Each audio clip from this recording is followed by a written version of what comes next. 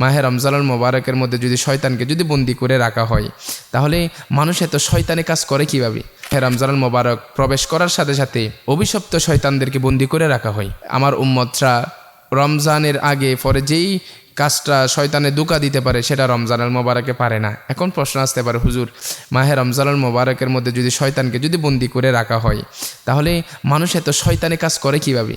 মানুষ এত খারাপ কাজ কিভাবে করে, এত জেনা বেবিচার? মানুষ এটার একটা কারণ হলো শয়তান যখন মাহে রমজানুল মোবারকের আগে বন্দি হওয়ার আগে যখন মানুষদেরকে ধোঁকা দিয়েছেন, নফসকে একেবারে নষ্ট করে ফেলেছেন, যাদের কল্পকে নষ্ট করে ফেলেছেন, তারা শয়তান চলে যাওয়ার পরও বন্দি হওয়ার পরও মাহে রমজানুল মোবারক এসে তাদের কল্পকে পবিত্র করতে পারে নাই।